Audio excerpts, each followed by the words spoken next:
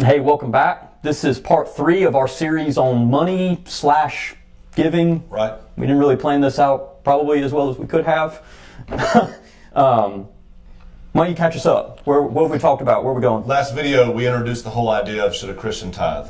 Okay. Not really should a Christian give, should a Christian tithe. We talked about how tithing was presented as an Old Testament standard and mandate that was put upon the Jewish people. Christ came to set us free from that law, so we're no longer bound to the curses and the blessings of that law like Israel was. And under this new dispensation, this new time, or this new covenant rather, we looked at some stuff that Paul said. Jesus supported tithing because he practiced tithing. But when he set us free from the confines of that law, we start seeing through the Apostle Paul things that were meant for us right now in the church as believers. And so we presented that argument of, hey, some of the money they took up in Corinthians, according to those letters, was just for the needs of saints. Right. Okay, a very valid argument is some of the giving on a consistent basis that was set aside was done for the needs of the ministry. So those are practical reasons that we give. And easily to support. But should I, as a Christian, tithe? Okay, I don't have to tithe according to the freedom I have from the law, so should I give it all? And if I should give, what should it look like? Should it look like a tithe? And that's where we get in 2 Corinthians 9, where we left off, about the personal aspects of giving. And so I want to read verse 6 and 7, and I want you to hear this. Paul says in relation to the needs of the ministry and how we as believers give, he says this, but this I say, he which soweth sparingly shall reap also sparingly. And he which soweth bountifully, talking about giving, investing, it's not about money, shall reap also bountifully. Every man according as he purposeth in his heart, so let him give, not grudgingly or of necessity, for God loveth a cheerful giver. It's interesting that he says in giving, if you give a little, you'll get a little. Yeah. And then he goes on to say in 8 and 9, he talks about how God is able to not just meet your need, but make abundance abound towards you. If you'll put me first, Jesus taught that. Yeah. Right? Mm-hmm. Old Testament teaches that. That principle continues to be a priority. We put God first in our giving. And then if you give a little, you'll get a little harvest. If you plant a whole lot of seed, you'll get a whole lot of harvest. So from a personal aspect, I have to read verse 6 and kind of ask, what kind of harvest do you want personally? You know, what kind of results do you want to get from giving? All right? So there's that, and then here's where it gets interesting. You give according as you purpose in your heart. That's good. Right? Oh, yeah. So let's talk about that for a second. I want to give according as I purpose or as it emerges from my heart. Okay, let's talk about our hearts for a second. We have a redeemed, regenerated, renewed heart. And so when you give out of a regenerated heart, what does that look like? Because that heart should be beating in love for God and Christ and His church. So if we want to talk in the context of giving out of that kind of heart, I see a generous giver. Oh, yeah.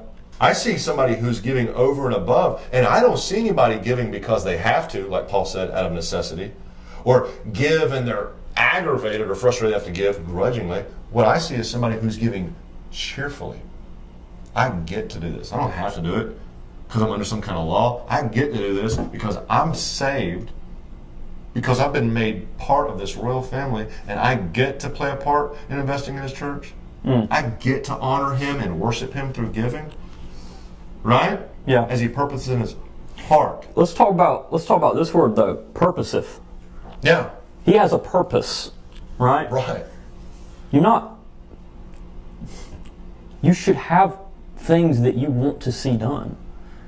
And you give to those things. That kind of goes back to what we said in the last video. Like, if there's a mission, right, and you decide to be a part of it, well, then you should be part of that purpose. Part of your purpose should be seeing that purpose done, and that's as He purposeth in His heart. Let him give. Yes. Give to whatever you're going to be a part of. If you're going to be a part of something, give to it. Mm-hmm. If you don't agree with it, don't give to it. But get in where you agree. Right. Find something that you agree with. Don't just give to anything. Give to what you believe in, what you agree with, and do it. And we give to the church because we believe in the church. We agree with the church. I think the church upholds the gospel of Christ. The gospel of Christ is what saves souls. It's what transforms lives. It's the hope for our future, our country, our world. I will absolutely give to that. I will invest in that. And it's not a matter of, what percentage can I get away with giving to meet the minimum requirement? I don't live under that kind of mindset of a law. What's the bare minimum I have to do? Absolutely not. It's if that Old Testament standard of 10% was the bare minimum, I have no problem doing that now that I'm in grace. Right. I have no problem. I want to do that. I want to do that and more. And so emerges from this idea of purposing in your heart is this idea, and I saw this in several places online. You give what you're able. Okay? You give what you're able. Well, let's talk about that for a second. Give what you're able? Because what people do is they use that as a loophole or an excuse to bypass giving at least 10% of their income. Right. Well, hold on a second. American Christians that I know are more than able to give 10% of their income. They just don't. What is give what you're able? This can probably hurt someone's feelings, but sorry, I guess. I'm not sorry. You're not Jesus sorry. said, "Put me first," and if I take give what you're able, that about 99,000% of the time means you're getting last. Yeah. He's getting first and you're getting last. Well, I paid all my bills, and this is what I've got left, so I'm able to give this. Yeah. Okay, yeah. Okay. Well, there may be some backwards stuff there, and it's not me you're answering to, so ignore me. I don't need the angry comments. You're not going to hurt my feelings. That's between you and God, and your honesty with Him in that relationship of give what you're able. For me, honestly, between me and God, I am able to give more than 10%. Right. I may choose not to because I want something else more.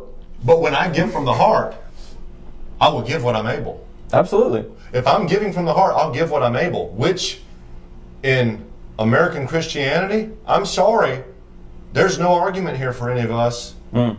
Because you go back to video 1, we talk about stewardship. Look at the things you'll eliminate when you put Him first. Look at the things you will make sure are minimized so that you can make very much of Jesus and His church when you invest financially in those things. That's absolutely right. That is a game changer for all of us. Moreover, I think people that negate the whole idea of surplus and abundance giving, or people that talk about we don't have to give 10%, to be honest with you, I think those are people that just don't want to do it.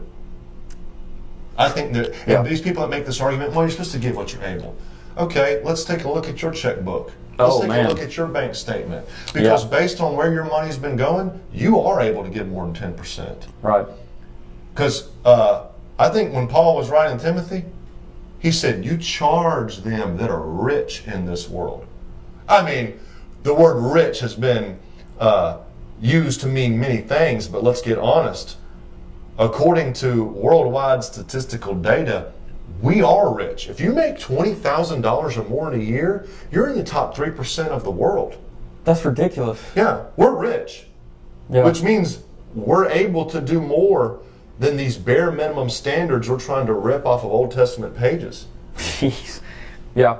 We are saved by grace. We are joint heirs with Jesus. We are stewards of everything He's given us. And then we try to weasel our way around some kind of bare minimum law mandate to see if we can squeeze up under the radar. Yeah. It's insane. It's sad. Yeah. It's sad. And we see where most of our hearts are in culture of Christianity and His church, trying to figure out what's the bare minimum I can get away with. And I think we, as a whole, have missed it. I think if we really do what New Testament teaches, I think we will give more than what the Old Testament teaches. Because I'm not giving out of law, I'm giving out of love. I am rich and I am able, and when I purpose in my heart, I'll be giving more than 10%. Because I'm a Christian. That's right. And I belong to God. That's right. Amen goes right there. That's where we drop the mic. We flip the Bible up. But our mics are clipped onto our shirts. Right.